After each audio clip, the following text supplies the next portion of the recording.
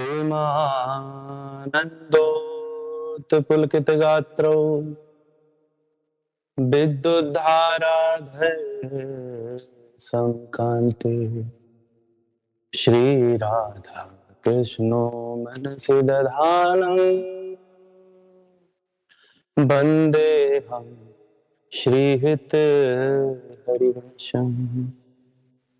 नमो नमो जय श्री हरिवंश रसिक अनन्य वेणुकुल मंडन लीला सरोवर जयति वृंदावन सहज माधुरी रास विलास प्रसन्न आगम निगम गोचर श्री राधे चरण सरोज व्यास अवतंस। नमो नमो जय श्री हरिवंश यस्या कदापि वसनांचल खेलनोत्था धन्यात् धन्य पवनेन कृतार्थमानि योगेन्द्र दुर्गम गतिर्मधुसूदनोऽपि तस्या नमोस्तु वृषभान भुवो दिशे। बोलिए श्री राधा वल्लभ लाल की जय, श्री धर्मचंद चंदू महाराज की जय। आज इस YouTube के माध्यम से ये रस चर्चा का प्रारंभ हुआ, तो जो भी जन इस रस चर्चा में सम्मिलित हुए हैं उन पर श्री जी की विशेष कृपा है। कहते हैं कि जब तक उनकी कृपा ना हो तब तक इस रस को सुनना, इस रस में प्रवेश करना, इस चर्चा का हिस्सा बनना संभव नहीं। कहते हैं कि हर चीज के दो पहलू होते हैं, एक सकारात्मक एक नकारात्मक। जिस प्रकार आज का ये समय चल रहा है, आधुनिकीकरण हो रहा है, उसका सदुपयोग भी हो रहा है और उसका दुरुपयोग भी हो रहा है। जैसे सोशल मीडिया के माध्यम से लोग उसका सदुपयोग कर रहे हैं कि कथा प्रवचन सुन पा रहे हैं, सत्संग सुन पा रहे हैं, भजन सुन पा रहे हैं, लीलाओं को सुन पा रहे हैं, वहीं दुरुपयोग लोग भी कर रहे हैं कि गलत मार्ग पर, गलत राह पर जाने के लिए कुछ ऐसा गलत भी देख रहे हैं। तो कहने का मतलब ये है कि जिन पर श्री जी की कृपा है वह तो इस चीज का सदुपयोग कर पा रहे हैं। जैसे कि आज जो भी लोग यहाँ जुड़े और आज इस रस चर्चा का हिस्सा बने, कहीं ना कहीं श्री जी की उन सभी पर विशेष कृपा है। और कहते हैं भैया कि जैसी व्यक्ति संगत करता है वैसी उस पर रंगत दिखती है। अब कहें तो संगत जब हम ठाकुर जी की करेंगे तो रंगत भी वैसी ही दिखेगी कि मन में भजन का भाव बनेगा, भक्ति का भाव बनेगा, लाड लड़ाने का भाव बनेगा। हर तरफ से ठाकुर जी से जुड़ी हुई स्थितियों को और आगे बढ़ाने की मन की स्थिति बढ़ेगी। तो आज की जो चर्चा है यह रस चर्चा हित की रस चर्चा है। हित कहते हैं प्रेम को, प्रेम जो निष्काम, जिसमें सकामता का प्रवेश ना हो। ऐसे ही हित को प्रकट करने के लिए ठाकुर जी की वंशी ने अवतार लिया, हितरवंश महाप्रभु जी के रूप में। हितरवंश महाप्रभु जी के रूप में वंशी ही क्यों आए? वंशी ने ही इस प्रियालाल के प्रेम को प्रकट करने के लिए ठाकुर जी ने अपनी वंशी को ही क्यों आगे भेजा? तो कहते हैं, रास मध्य ललितादिक प्रार्थना जो कीनी, रास मध्य ललितादिक प्रार्थना जो कीनी, करते सुकुमारी प्यारी वंशी तब। कि एक बार रास के मध्य में ललिता जी ने श्री किशोरी जी से कहा कि श्री जी, हम इस निकुंज रस का जो आनंद ले रहे हैं, जिस रस में हम सराबोर हो रहे हैं, क्या यह संसार के जीवों के कल्याण के लिए, उनके मन में वह प्रेम रस को बढ़ाने के लिए, क्या कभी यह उन्हें प्राप्त होगा? क्योंकि मेरा ऐसा मानना है श्री जी कि संसार का जीव इस रस से वंचित ना रहे। उनके उद्धार के लिए, उनके अंदर उस प्रेम को बढ़ाने के लिए आप ऐसी कृपा करें कि यह जीव भी इस रस का आनंद ले सके। जैसे ही ललिता जी ने कहा तो श्री जी ने ठाकुर जी की ओर देखा और देखते हुए बोले कि ललिता जो कह रही हैं, आप कुछ करिए। तब ठाकुर जी ने अपनी वंशी जो मुरली है वह प्रिया जी को दी और कहा कि यह एकमात्र यह वंशी है जो हर समय हमारे साथ रही।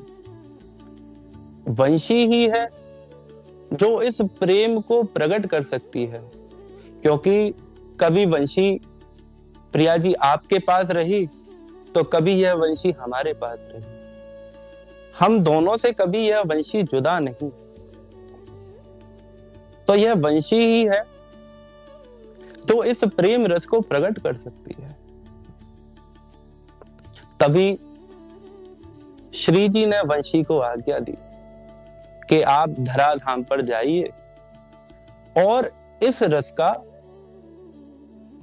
प्रचार करिए, इस रस को बढ़ाइए, ताकि संसार के जीव का भी कल्याण हो, वह इस रस से आनंदित हो और अपने जीवन को धन्य करे। उनके साथ वंशी जी के साथ ललिता जी और विशाखा जी को भी आज्ञा दी कि आप भी जाइए और इस निकुंज रस को आगे बढ़ाने में वंशी जी के साथ आप भी जन कल्याण में लगिए, कि जो संसार का जीव है उसका कल्याण हो। तब यह वंशी श्री हितरवंश महाप्रभु जी के रूप में धराधाम पर प्रगटी। स्वामी श्री हरदास जी के रूप में श्री ललिता सखी जी आए और विशाखा सखी हरिराम देव व्यास जी के रूप में आए। जिस समय ये हरित्रेणी धराधाम पर आए, वो समय एक ऐसा समय था जहां चारों ओर क्रूरता ही क्रूरता भरी हुई थी। व्यक्तियों के मन में एक दूसरे के प्रति अत्यंत द्वेष था। धर्म कहीं देखने के लिए नहीं था। चारों तरफ अधर्म हो रहा था, विधर्मियों का शासन था, मारकाट हो रही है, प्रेम कहीं दूर दूर तक नहीं है। जब वंशी जी ने अवतार लिया हितरवंश महाप्रभु जी के रूप में, फिर लोगों के मन में यह प्रेम रस जागृत हुआ। जो लोग एक दूसरे से द्वेष करते थे, कहीं ना कहीं उनके मन में एक दूसरे के प्रति प्रेम का भाव जागृत हुआ। संसार के जीव के कल्याण के लिए, इस रस की उत्पत्ति के लिए हितरवंश महाप्रभु जी इस धराधाम पर आए। अब जब धराधाम पर आए तो उन्होंने केवल एक ही कार्य किया कि इस रस का खूब प्रसार प्रचार किया, जन जन तक पहुंचाया और सबके मन में वही प्रेम रस जागृत हुआ। अब इस प्रेम रस के जागृत होने से सभी जन ठाकुर जी का भजन कीर्तन करने लगे, ठाकुर जी के को पाने की मन में लालसा जागने लगी। तो कहते हैं महिमा तेरी कहा कहूं, श्री हरिवंश दयाल, तेरे द्वारे बटद है सहज लाल दीवार। कि हरिवंश महाप्रभु जी की क्या ही हम महिमा कहें कि उनकी कृपा से, उनके दिखाए हुए मार्ग से, जिस मार्ग पर हम आगे बढ़ रहे हैं, इस प्रेम की ध्वजा को लेकर उस मार्ग पर उस प्रेम रस रीति से प्रियालाल सबके लिए सहज हो गए। कहते हैं तेरे द्वारे पटत है सहज लाडली लाल, के हिज्जी महाराज आपकी कृपा से ये प्रियालाल, ये हमारे लाडली लाल, हमारे श्यामा श्याम, हमारे राधा वल्लभ लाल सबके लिए सहज सुलभ हो गए। केवल क्या अपनाया, वह हित धर्म अपनाया। केवल मन में वह प्रेम जगाया और वह प्रेम का कृपा प्रसाद क्या मिला कि सबको प्रियालाल सहज मिल गए और सबके मन में प्रेम जागृत हुआ। यहां आता है, जब आती है बात, जब हित धर्म जो इस रस से जुड़ा, इस प्रेममय रस से जुड़ा, तो उसका जो धर्म बना वो धर्म बना हित धर्म। हित कहते हैं प्रेम को। ये प्रेम की रसोपासना जिसने अपनाई वह सभी कौन बने, हित धर्मी। उन्होंने इस हित धर्म को धारण कर लिया। जब यह हित धर्म धारण हुआ तो कैसी मन की स्थिति हुई। जो व्यक्ति इस हित को अपना लेता है उसके मन की स्थिति कैसी रहती है, वो स्थिति बनती है सब सो हित निष्काम मति, श्री वृंदावन विश्राम, श्री राधा वल्लभ लाल को हृदय ध्यान मुख नाम। तो इसमें सबसे पहले क्या आ रहा है, सब सो हित। सब सो हित से तात्पर्य है कि संसार का जो जीव है, जो मनुष्य है, जो पशु पक्षी हैं, सबके लिए हृदय में प्रेम का भाव जगे। बोले सब सो हित, भैया सबका हित, सबके लिए प्रेम का भाव। अगर आप इस प्रेम के मार्ग पर, इस प्रेम की रसोपासना में आगे बढ़ना चाह रहे हैं तो सर्वप्रथम आवश्यक है, बोले कौन सा भाव, सब सो हित, सबके प्रति हित का भाव। किसी के लिए मन में कोई कुभाव ना है। आज का संसार केवल क्या चाहता है कि मैं और मैं बस, और ये मैं जो है ये साक्षात कलयुग है। लेकिन जो हित के मार्ग पर बढ़ेंगे वह सबके प्रति उस हित का भाव रखेंगे ताकि निस्वार्थ वह इस प्रेम रस के मार्ग पर आगे बढ़ सके। तो जो जीव दिख रहे हैं, जो जीव नहीं दिख रहे, जो सूक्ष्म जीव हैं, उनका भी ध्यान रखेंगे। जैसे चींटियां हो गई कि भाई के कहीं इनको कष्ट ना हो, उनके भी कल्याण के लिए भैया उनको भी आटा डाल दी। गौ माता हुई कि गौ माता आज की स्थिति देखेंगे कि क्या स्थिति हो रही है। लोग कलयुग का प्रभाव जैसे जैसे बढ़ रहा है, गौ माता का भी पालन कर रहे हैं, लेकिन कब तक, जब तक वह दूध दे रही, और उसके बाद उन्हें छोड़ देते हैं। वह बेचारी भूखी यहां से वहां भटक रही होती है। एक समय था जब घर में रसोई तैयार होती थी तो पहली रोटी गौ माता के लिए निकाली जाती थी। लेकिन समय परिवर्तन हुआ, लोगों ने घर में गौओं को रखना बंद कर दिया। गौओं का जो गौ ग्रास निकाला करते थे, रोटी बनाया करते थे, वो निकालना बंद कर दिया। आज गौओं की क्या स्थिति हो रही है, आप और हम भली भांति देख रहे हैं कि गौ माता आज सुरक्षित नहीं है। वे गौ माता जिनके लिए ठाकुर जी इस ब्रज में ग्वारिया बनकर गौचारण करते हुए, आज वास्तविकता देखें तो वृंदावन में गौचारण की भूमि ही नहीं रही। सभी जगह ऊंची ऊंची इमारतें बन गई। जब गौओं के लिए कोई स्थान ही नहीं होगा तो गौ बेचारी भटकेंगी। आज के समय में गौ हत्याएं हो रही। मैं कहना नहीं चाहूंगा, लेकिन लोग गौ मांस का सेवन कर रहे हैं। कैसे दुर्भाग्य की बात है कि लोग पहले अपने द्वार पर गौ माताओं को रखते थे। आज की स्थिति, जब लोगों ने गौ माता को रखना बंद कर दिया तो गौ माता की कैसी दुर्दशा हुई कि गौ माता आज जगह जगह भटक रही है। अभक्ष खाने वाले लोग उनका मांस खा रहे हैं।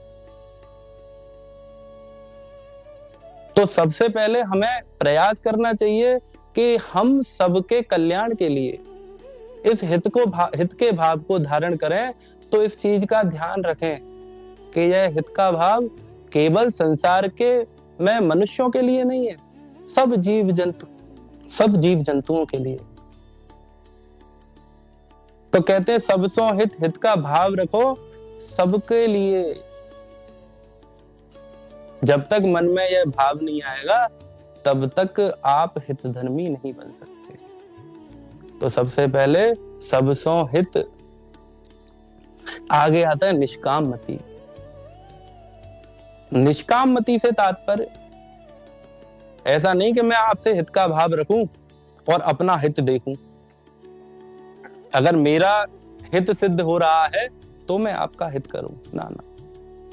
इसमें नाम के लिए भी सकामता का प्रवेश नहीं होना चाहिए। बोले सबसो हित निष्काम मति, निष्काम भाव से। आज गौ माता घर में है तो भैया गौ माता की सेवा करो।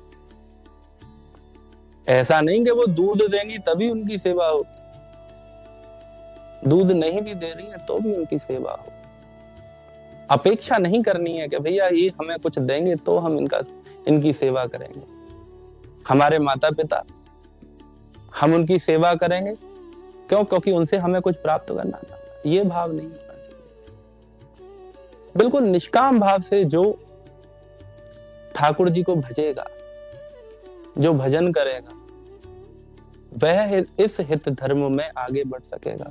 वह इस हित धर्म को अपनाने के योग्य बनेगा। ये योग्यता के लिए कि क्या योग्यता चाहिए इस हित धर्म को अपनाने के लिए कि सर्वप्रथम सबसो हित का भाव रखो, प्रेम का भाव रखो, किसी के प्रति द्वेष भाव मत रखो, निष्काम मति रखो कि निष्काम मति रहे कि ये जो मनुष्य बुद्धि है, सांसारिक बुद्धि है, इसका प्रवेश इसमें ना हो कि स्वार्थवश हम व्यक्तियों को देखें कि भैया ये इनसे हमारा स्वार्थ सिद्ध हो रहा है तो हम इनके लिए सब अच्छा करेंगे।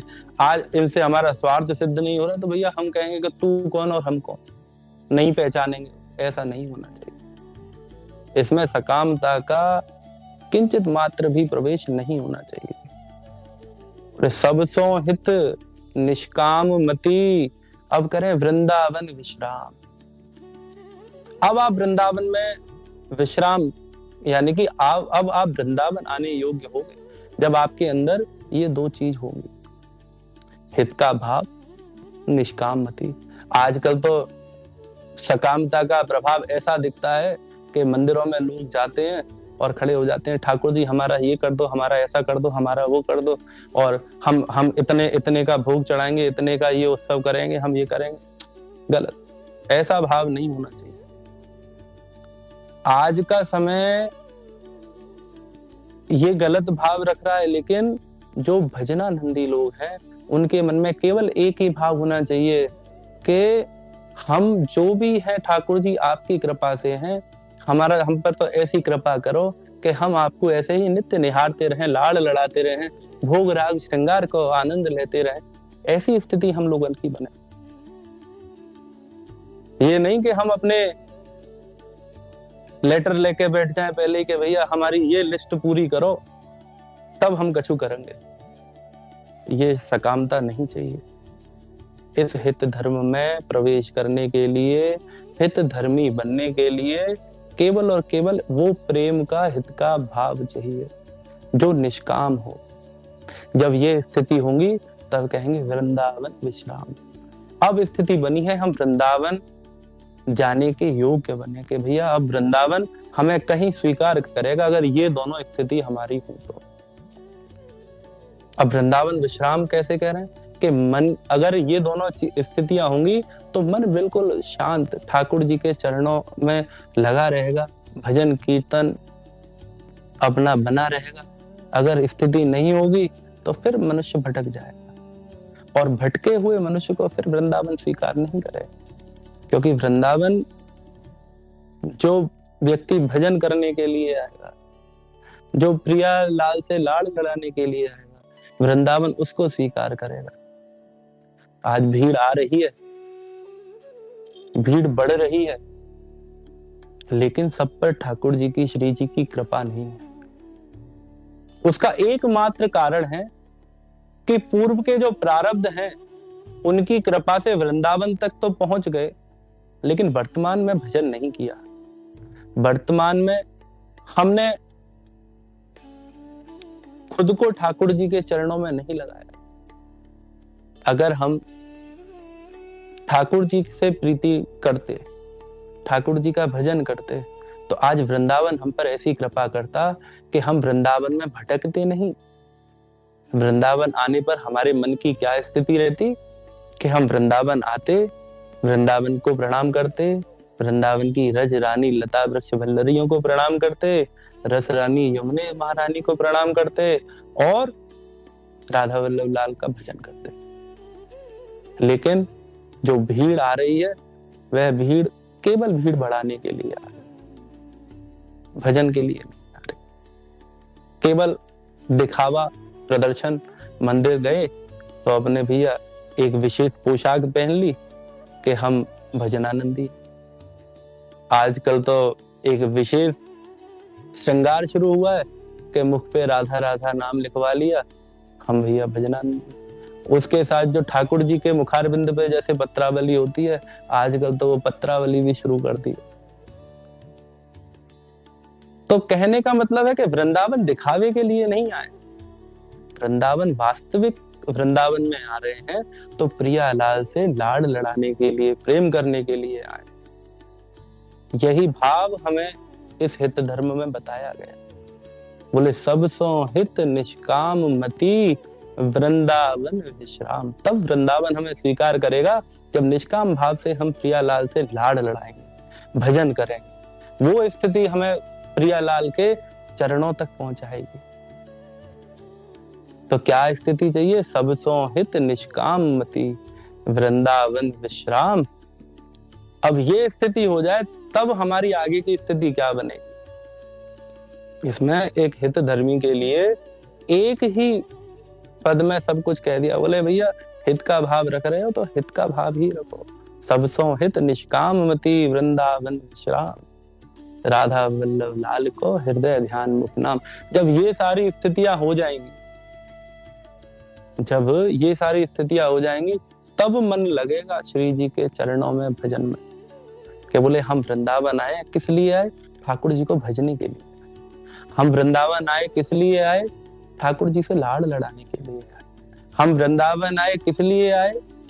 ठाकुर जी से ठाकुर जी के प्रति अपने प्रेम को बढ़ाने के लिए आए। उस भोग राग श्रृंगार के आनंद के लिए है।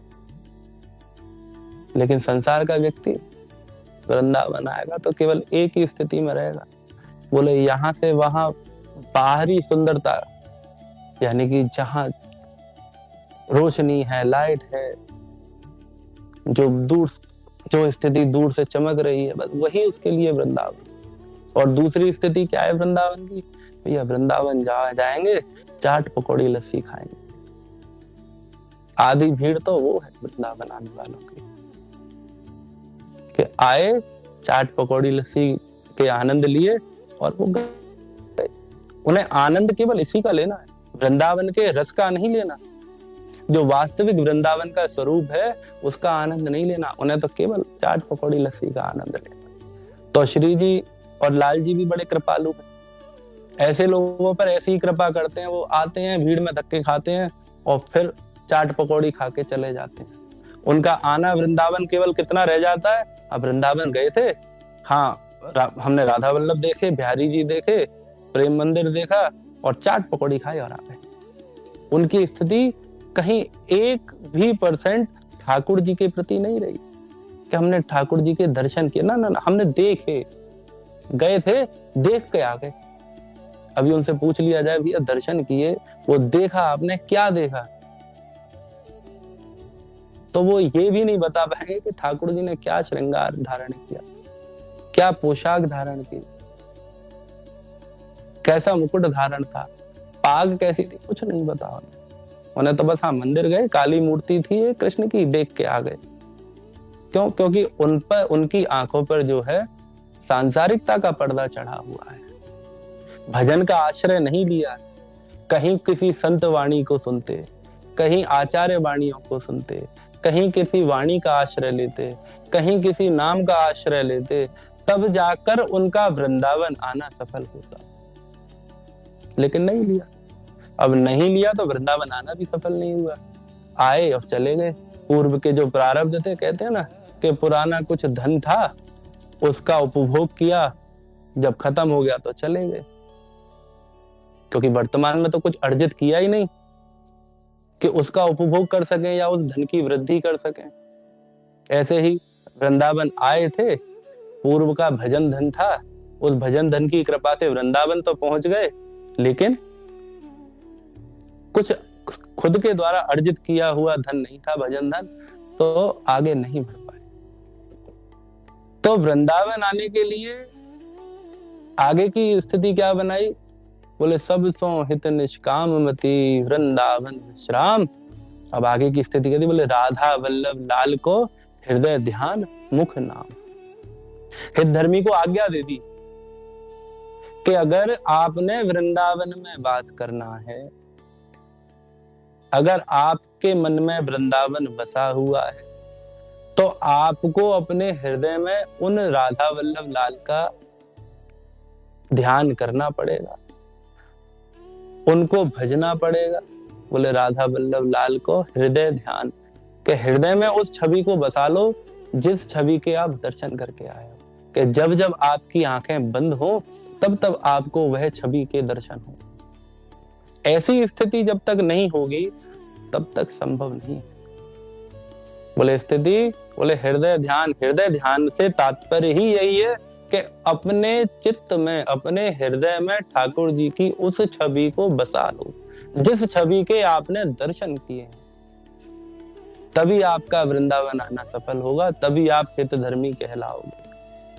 और जब ये स्थिति बन जाए तो फिर उस छवि का नित्य ध्यान करो, आंखें बंद करो, उनका चिंतन करो, उनके रूप माधुर्य का चिंतन करो और उनके नाम का भजन करो। यही स्थिति बनेगी। बिना इस स्थिति के आप इस हित रस में प्रवेश नहीं कर सकते, इस हित धर्म में प्रवेश नहीं कर सकते। क्योंकि अगर आपके अंदर सांसारिकता रहेगी, आपके अंदर द्वेष का भाव रहेगा, तो विश्वास मानिए आपको यह वृंदावन कभी स्वीकार नहीं कर पाएगा। तो सबसे पहले हित का भाव रखो, निष्काम मति रखो, तब श्री जी की कृपा होगी, तब हम इस मार्ग पर आगे बढ़ेंगे। अब वृंदावन पहुंच गए तो वृंदावन में भाव क्या होना चाहिए? सबसो हित तो कह दिया। यहाँ जो हित है, हित स्वरूप में कौन विराजित हुए? हित स्वरूप में कौन? एक सेवक जी महाराज कहते हैं सेवक वाणी में, हरि हरिवंश भेद नहीं, प्रभु ईश्वर जाने सबको ही, दो ही कहे नानक देता। कि हरि और हरिवंश में भेद नहीं। तो यहाँ वाणी जी भी संकेत कर रही हैं, बोले वृंदावन में क्या स्थिति रहती है? वो कहते हैं हित की यहाँ उपासना, हित के हैं हम दास, हित विशेष राखत रहो, चित नित हित की आस। के वृंदावन में जो हित है वो वृंदावन का हित है हमारे श्यामा श्याम। और वहीं सेवक वाणी जी में सेवक जी महाराज ने कह दिया हरि हरिवंश भेद नहीं हो। तो एक तरह से कि जो हित है वो हित हरिवंश महाप्रभु भी है वृंदावन का, और वहीं हमारे श्री राधा वल्लभ लाल भी। बोले हित की यहाँ उपासना, यहाँ उपासना हमारे राधा वल्लभ लाल की श्यामा श्याम की है। बोले श्यामा श्याम की उपासना है तो और हम दास किनके हैं, हम किन को भज रहे हैं, किनके सेवक हैं, किनके शिष्य हैं? बोले हित की यहाँ उपासना और हित के है हम दास, हम उस हित स्वरूपा प्रिया प्रीतम हितरवंश महाप्रभु के ही दास हैं। हित की यहाँ उपासना, हित के हैं हम दास, और हित विशेष राखत रहो, चित्त नित हित की आस। कि हमारे चित्त में उसी हित का ध्यान करें, उसी हित का नाम लें, हमारी स्थिति मन की यह बनी रहे कि हमारे मन में केवल हित हित और हित ही बसे। हित धर्मी को इस हित का भाव अवश्य अपने मन में रखना चाहिए। और जब ये स्थिति हो जाएगी, जब हित का भाव आ गया, हित के हम दास हो गए, तो आगे की स्थिति क्या कहती है? आगे की स्थिति कहती है तन ही राख सत्संग में, मन ही प्रेम रस भेद, सुख चाहत हरवंश हित, कृष्ण कल्प तरु से। तन ही राख सत्संग में, वाणी आज्ञा दे रही है हित धर्मी को। बोले के संसार में मनुष्य आया, किसके लिए आया? बोले ठाकुर जी को भजने के लिए आया, कि मैं संसार में जाऊंगा और खूब ठाकुर जी का भजन करूंगा, खूब नाम लूंगा। ठाकुर जी से खूब प्रार्थना की और ठाकुर जी ने आशीर्वाद देकर कृपा स्वरूप ये मनुष्य जी योनि दे दी कि मनुष्य बनकर वो संसार में आ गया। लेकिन संसार में आ गया तो ठाकुर जी से कहकर क्या आया कि ठाकुर जी मैं आपको ही भजूंगा, अन्यत्र और कुछ नहीं करूंगा, बस मुझे एक बार ये मनुष्य योनि दे दो ताकि मैं इन 84 लाख चक्करों से बाहर आ जाऊं। अब और नहीं भटकना, बहुत भटक लिया, कृपा कर दो। तब जाकर ठाकुर जी ने कृपा की और ये मनुष्य योनि दी। लेकिन इस संसार में आने के बाद मनुष्य संसार में इतना लिप्त हो गया कि सारी क्रियाएं की और ठाकुर जी को भूल गया। कि आया तो ठाकुर जी को भजने के लिए है कि खूब आपका भजन करूंगा और खूब आपसे लाड़ लड़ाऊंगा, लेकिन भजन तो रहा नहीं, संसार में लिप्त हो गया, तेरा मेरा करने लगा खूब,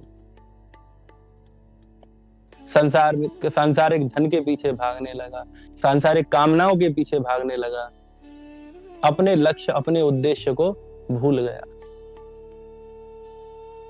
फिर कहीं ठाकुर जी की कृपा हुई, कोई संत आचार्य मिले, कहीं कोई सत्संग सुना, कोई कानों में स्वर ठाकुर जी के नाम के गए, तो फिर मन कहीं ठाकुर जी की ओर लगा। ठाकुर जी ने संकेत किया फिर भी कि मनुष्य तू आया इस संसार में मुझे भजने के लिए था और संसार में माया को ही भज रहा है, सांसारिक क्रिया को ही भज रहा है। जिस नाम के आश्रय के लिए तू आया था वो नाम तो तूने लिया नहीं। कहीं से गुरुजनों की आज्ञा हुई, तब वह मनुष्य फिर उस ठाकुर जी के नाम में लगा, जैसे ही ठाकुर जी के नाम में लगा तो वाणी जी क्या आज्ञा कर रही है, बोले तन ही राखे सत्संग में, कि इस तन को संसार में भटका मत, सत्संग में लगा। ठाकुर जी की लीलाओं का चिंतन कर, ठाकुर जी की लीलाओं को सुन। केवल एकमात्र लक्ष्य होना चाहिए कि हमारे हर स्थिति में, हमारी हर क्रिया में हम भजन करें, कि केवल ठाकुर जी को ही भज पाए। बोले तन ही राखे सत्संग में, इस तन को सत्संग में लगा। मन ही प्रेम रस भेद, सुख चाहत हरिवंश हित, कृष्ण कल्पतरु। भाई अगर सुख चाहता है इस संसार में, ये जो कलयुग है, इस कलयुग में अगर खुद को बचाना चाहता है तो भैया सत्संग को सुन और अपने मन को हमारे ठाकुर श्री राधा वल्लभ लाल के इन चरणों में लगा ले। अगर इन चरणों की कृपा हो गई तो तुझे 84 लाख चक्कर काटने नहीं पड़ेंगे, तो इन 84 लाख चक्करों से बच जाएगा। तो अपने मन को सत्संग में लगा के रख। अगर सत्संग में लगा हो रहेगा मन, तो तू इस संसार को पार कर जाएगा, नहीं तो इस संसार में ही तेरी आसक्ति लगी रहेगी और यहीं भटकता रह जाएगा। आगे कह रहे हैं, निकस कुंज ठाड़े भय, भुजा परस्पर अंश, श्री राधा वल्लभ मुख कमल, निरख नयन हरिवंश। कि निकस कुंज ठाड़े भय, कि भैया ये निकुंज का द्वार है वृंदावन, ये राधा वल्लभ लाल जहां विराजे हुए हैं, ये निकुंज का द्वार है। इस निकुंज के द्वार में तुझे अंदर जो दर्शन हो रहे हैं, ये हमारे राधा वल्लभ लाल हैं, इनके दर्शन कर। ये भुजा फैलाए बैठे दर्शन दे रहे हैं। निकस कुंज ठाड़े भय, भुजा परस्पर अंश, श्री राधा वल्लभ मुख कमल। इनके मुख कमल को निहार। और कैसे निहारना है ये अगली ही पंक्ति में कह दिया। बोले निरख नयन हरिवंश। इस मुख कमल को निहारने के लिए एक हित धर्मी को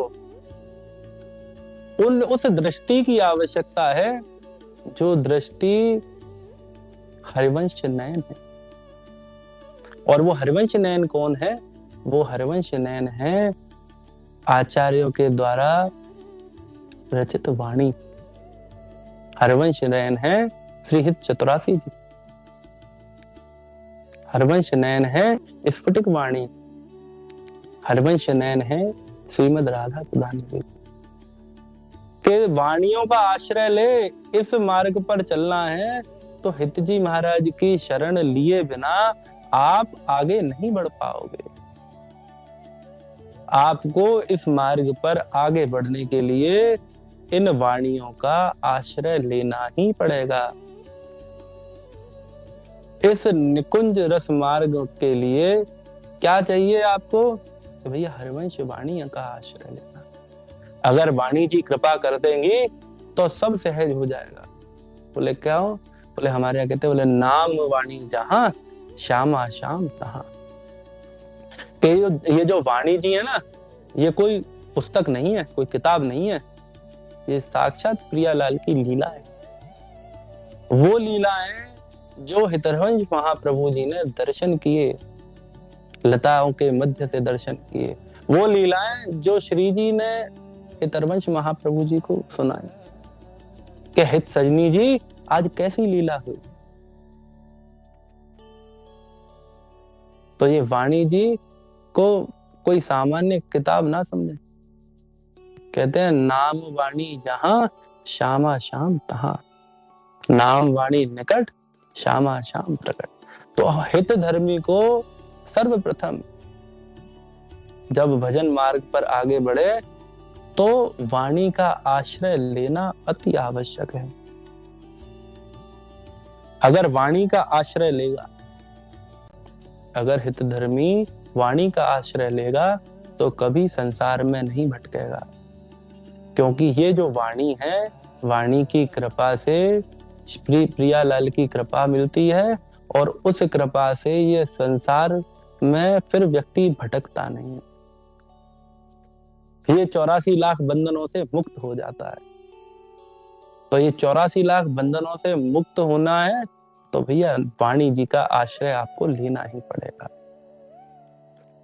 कि वाणी के आश्रय से आप इस रस में प्रवेश कर पाओगे कि जिन लीलाओं को कहा निरख नयन हरिवंश, आपको वाणी जी कृपा करेंगी तो वो दृष्टि प्रदान करेंगी जिससे उस लीला के दर्शन हो सकें।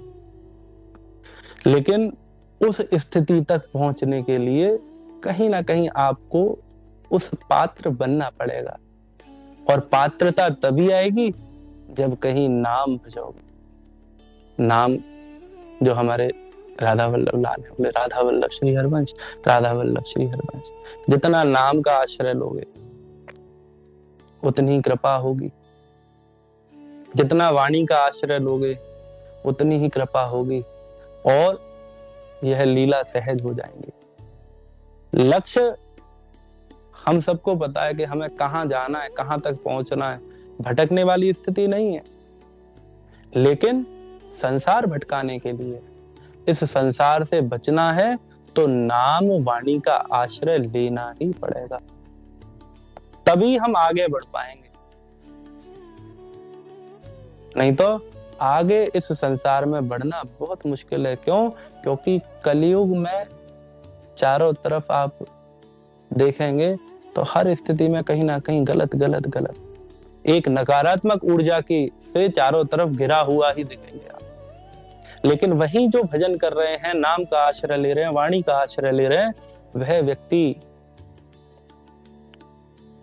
ठाकुर जी के सकारात्मक ऊर्जा से पुष्ट दिखेगा। उस पर कलयुग रूपी नकारात्मक ऊर्जा का प्रभाव नहीं दिखेगा। अगर किसी को इस चीज पर संशय हो तो कुछ समय भजन करके देख लो। ज्यों-ज्यों भजन बढ़ेगा कलयुग के प्रभाव से दूर रहोगे, नकारात्मक ऊर्जा से दूर रहोगे। आजकल सुनने में बहुत आता है कि लोग भैया बोले क्या परेशानी हुई, बोले डिप्रेशन में चले गए। पहले के लोग डिप्रेशन में क्यों नहीं जाते थे?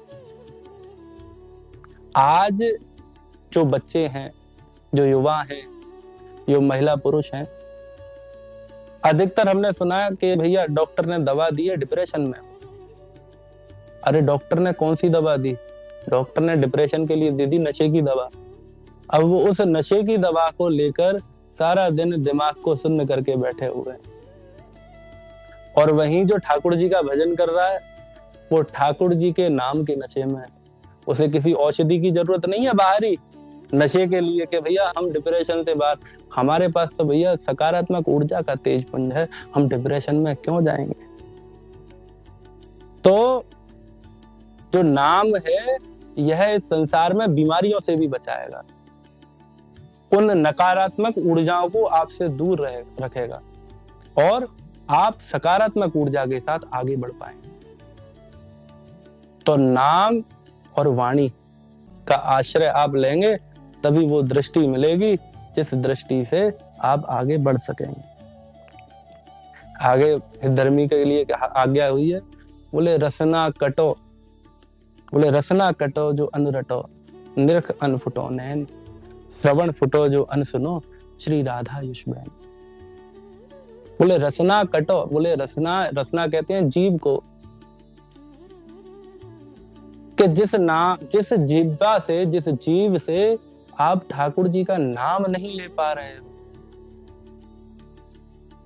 ऐसी जिह्वा तो कट ही जाए, कोई आवश्यकता ही नहीं है उसकी। बोले रसना कटो, रसना कट जाए ऐसी। बोले रसना कटो, बोले अगर इस रसना, इस जिह्वा से अगर हम ठाकुर जी का नाम नहीं ले पा रहे हैं तो इस जिह्वा की आवश्यकता नहीं है। लेकिन कलयुग में क्या लोग कह रहे हैं? बोले इस जिह्वा से ही सब कुछ आश्रय है। बोले क्या? बोले भैया जिह्वा कुछ खाना है तो ये उसके लिए है। कोई भक्ष अवक्ष पदार्थ खा रहे हो, बोले जिह्वा उसके लिए नहीं, स्वाद के लिए नहीं है। लोग स्वादवश क्या कर रहे हैं? कुछ भी खान पान कर रहे हैं।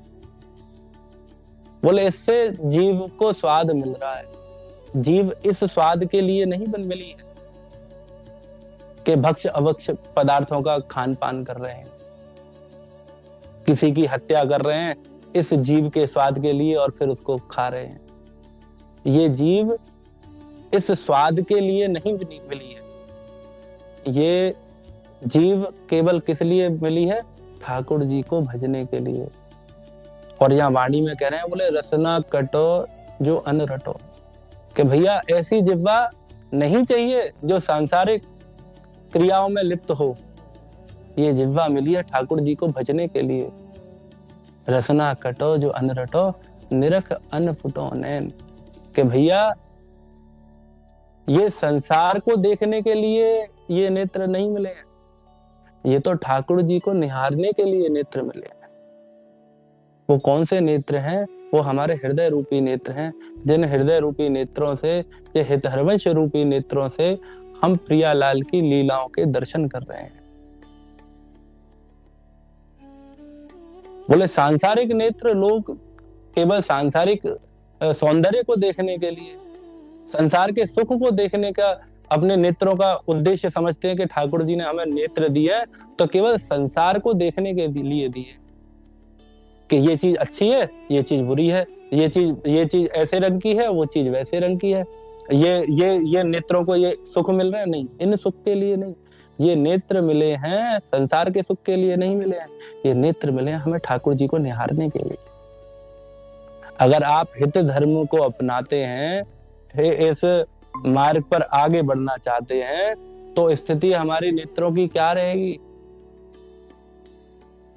कि इन नेत्रों से केवल हम ठाकुर जी के दर्शन करें, ठाकुर जी की लीलाओं का चिंतन करें, ठाकुर जी की लीलाओं के दर्शन करें, ठाकुर जी के रूप माधुर्य को निहारें कि भैया हमारे राधा वल्लभ लाल ने कैसा श्रृंगार किया है, कैसे सुंदर आभूषण धारण करे हैं, कैसी सुंदर पोशाक धारण करी है। हमारे नेत्रों को सफल करने के लिए एकमात्र केवल यही दर्शन है जो नेत्रों के उद्देश्य को पूर्ण कर रहे हैं। कि भाई के नेत्र मिले हैं तो किस लिए मिले हैं? ठाकुर जी के दर्शन करने के लिए। हम खूब उनके रूप माधुर्य सौंदर्य को निहारें, खूब उसको अपने हृदय में बसाएं। तो क्या कहा गया? बोले रसना कटो जो अन रटो, निरख अन फुटो नैन, श्रवण फुटो। बोले भैया पहले तो बात आई ये रसना मुख की, के भैया के ये जीव से क्या आप कर रहे हो। दूसरी बात आई कि भैया ये नेत्र किस लिए। तीसरी बात आ गई भैया कि श्रवण फुटो, कि ये सुन रहे हैं, ये क्या सुनने के लिए? ये ठाकुर जी का यश गान करने के लिए जिह्वा मिली है, नेत्र मिले हैं उनका रूप माधुर्य सौंदर्य का पान करने के लिए, और ये श्रवण फुट मिले हैं। श्रवण फुट कहते हैं कानों को, कि भैया जितनी लीलाओं को जो हम सुन रहे हैं, जो आचार्य वाणियों के माध्यम से सुन रहे हैं, सत्संग के माध्यम से सुन रहे हैं, जो हम चर्चा के माध्यम से सुन रहे हैं, ये श्रवण फुट मिले हैं। उन सबको हम अपने कानों के प्यालों से पान कर जाएं, हमारे हृदय में वह रस पहुंच जाए, उनका श्रवण करने के लिए मिले हैं। अगर ऐसी स्थिति नहीं है तो भैया ये कान भी फूट जाएं, अगर हम श्री किशोरी जी का यशगान नहीं कर पा रहे। तो हित धर्मी को इस हित रस में आगे बढ़ने के लिए,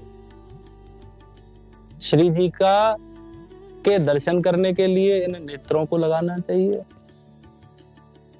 जिह्वा को भजन करने के लिए, और कानों को सुंदर सुंदर पदों को सुनने के लिए लगाना चाहिए, ताकि हमारी हर इंद्रिय जो है वो केवल और केवल हमारे ठाकुर जी की सेवा में ही लगे।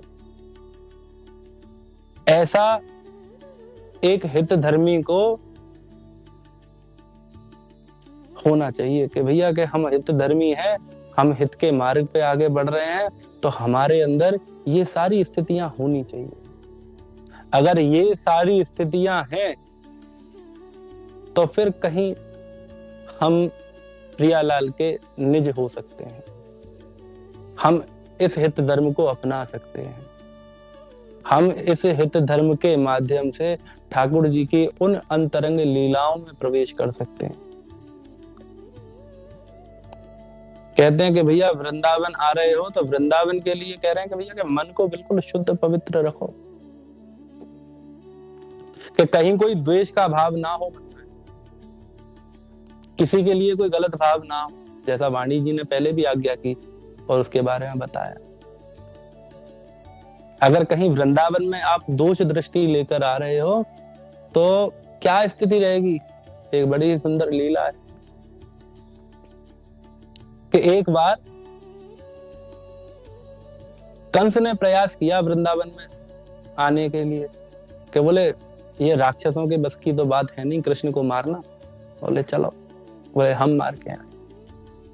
अब कंस तो था ही अभिमानी, निकला वृंदावन कृष्ण को मारने के लिए।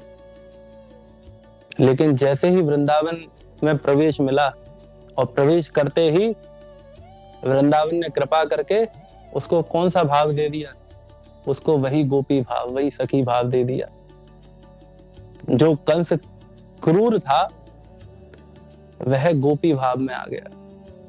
गोपी भाव, उसकी पोशाक भी गोपियों जैसी हो गई, लहंगा चोली पहनकर, और बड़ी ही कुरूपणी गोपी बनकर आया। अब जैसे जैसे कंस वृंदावन में अंदर आगे बढ़ता गया, वैसे वैसे ब्रज के जो बालक हैं वो देखें कंस को और हंसें।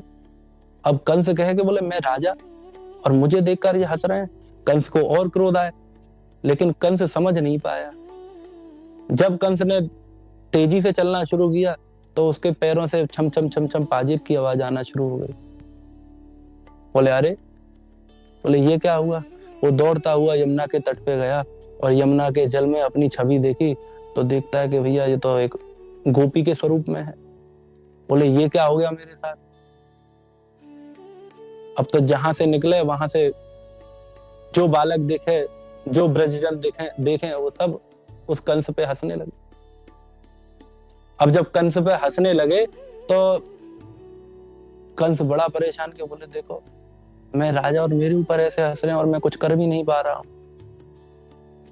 उसने ध्यान लगाया, नारद जी आए और नारद जी से प्रार्थना की। बोले महाराज ये देखो मैं वृंदावन आया, इस कृष्ण की माया ने देखो क्या कर दिया है। ये मुझे तो स्त्री का भेष मिल गया है। बोले कृपा करो मुझे यहाँ से मुक्त करो इस भेष से। अब नारद जी गए श्री किशोरी जी के पास। बोले श्री जी आपने ये क्या किया। श्री जी बोली, बोले मैंने क्या किया। बोले कंस को आपने गोपी बना दी। श्री जी कृपा करो इसको फिर से राक्षस बनाओ कंस। बोले मैं कैसे बनाऊं, ये तो वृंदावन का प्रसाद है, कि ये वृंदावन ने इसको गोपी बनाया है, मैंने थोड़ी बनाया। बोले श्री जी अगर ये कंस गोपी के रूप में ही रहेगा तो आगे जो लीला होनी है, कंस वध होना है, वो कैसे होगा। आगे की लीला तो ठाकुर जी की अधूरी रह जाएगी। आप कृपा करो किशोरी जी कोई उपाय बताओ। तब किशोरी जी ने आज्ञा की कि बोले अगर यह वृंदावन में रहकर किसी ब्रजवासी के यहाँ गौ सेवा करे और गौ सेवा के साथ यह उसके गाय के जो कंडे होते हैं उनको थापे, और जब वो कंडे सूख जाएं तो चोरी करके उनको बेच कर आए। अगर ये ऐसा अपराध करता है तो फिर इसे ये पुनः राक्षस बन पाएगा। नारद जी तुरंत गए और कंस को बोला कि भैया तो ऐसा ऐसा करना। कंस किसी ब्रजवासी के यहाँ काम मांगने के लिए गया। बोले कोई काम नहीं है। अच्छा, बोले मैं गाय की साफ सफाई कर लूंगा। अब कंस गाय की साफ सफाई, गाय के सारी गौशाला की साफ सफाई करता, गोबर थापता, कंडे बनाता। अब जब कंडे इकट्ठे हो गए तो कंडे को का जो ढेर लग जाता है उसको हमारे ब्रज भाषा में कहते हैं बिटौरा, के जो कंडे का ढेर जो बिटौरा लग गया उसमें से रोज क्या करता कंस के कंडे चुराता और बेच कर आता। जब उसने कुछ दिन ऐसा किया तो इस अपराध जो वृंदावन में ये चोरी का जो अपराध इसने किया, इस अपराध के फलस्वरूप वह गोपी से फिर से राक्षस बन गया।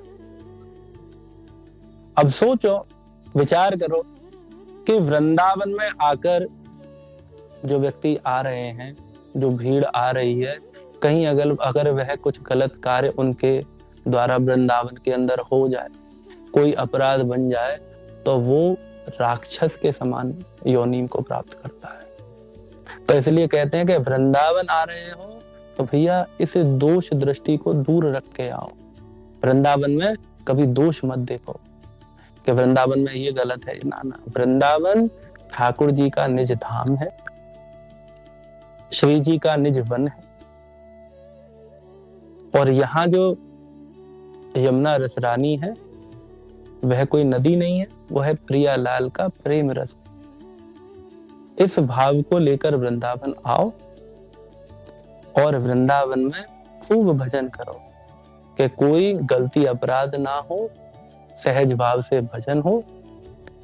ऐसा सब प्रयास करो और सब खूब भजन करो। आज की इस रस चर्चा को यहीं विश्राम देते हैं। विश्राम तो नहीं कहेंगे, विराम दे रहे। यहीं आगे समय समय पर फिर ये रस चर्चा आगे बढ़ती रहेगी। जो लोग श्री जी की इस रस चर्चा से जुड़े, उन सब के लिए श्री जी के चरणों में मैं प्रणाम करता हूँ कि श्री जी उन सब के मन में श्री जी के चरणों के प्रति जो प्रीति है, जो प्रेम है, वो बढ़े और श्री जी की कृपा आप सब पर खूब बरसे। ऐसी मैं श्री जी के चरणों में प्रार्थना करता हूँ। अपनी वाणी को यही विश्राम देता हूँ और फिर जल्दी अगले YouTube सेशन में मिलते हैं और श्री जी के कोई रस की चर्चा, लीला की चर्चा फिर जल्दी शीघ्र करते हैं। बोलिए जय राधा वल्लभ लाल की। श्री हरिवंश।